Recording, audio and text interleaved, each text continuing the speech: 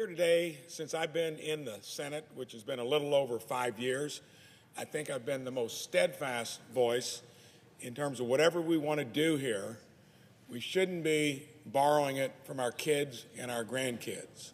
Any of you up there listening, it's a sad state of affairs in the sense that just a little over 5 years ago, we were $18 trillion in debt, borrowing at the tune of about $1 trillion a year to backfill for all the things we want to do here and ask you and your kids to pay for it. To me, that's a bad business plan. Sadly, it gets even worse. Over these 5 years, instead of $1 trillion annually, it's now $1 trillion every 6 months. For those of you that are good at math, take current interest rates, apply that to 34 trillion, soon to be 35, if it's not already crossed that threshold. That is a big figure with a lot of zeros behind it.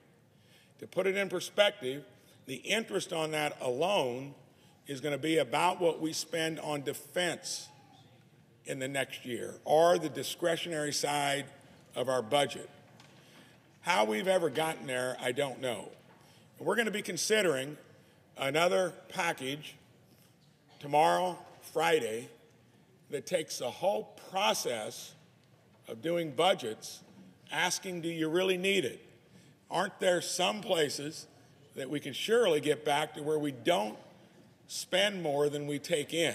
Because when we don't, we're borrowing every penny of it. And on every dollar that we spend here, 5 years ago, it was about 20 cents of that dollar we had to borrow. Now, it's 30 cents.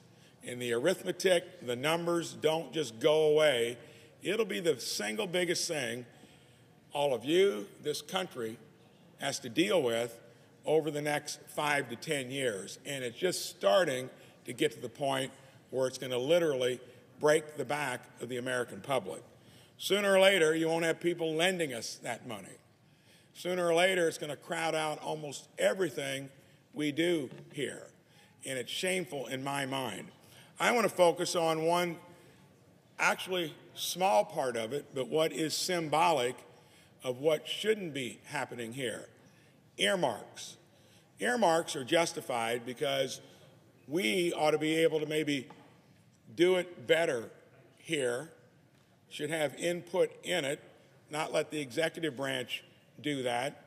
But to me, that would be valid if, in fact, we were balancing our budget in the first place. And until we get total fiscal reform here and at least start to turn it around to where the deficits get smaller, the debt is never going to get smaller because, in general, if you take out a loan, imagine if you told your banker, I just want to pay interest only for as long as I have that loan. They'd laugh you out of the office. So when it comes to earmarks, this bill is filled with them. One too many years ago, we got rid of them. Then the House started doing them again, both sides of the aisle. We are elective here if you want to do it or not.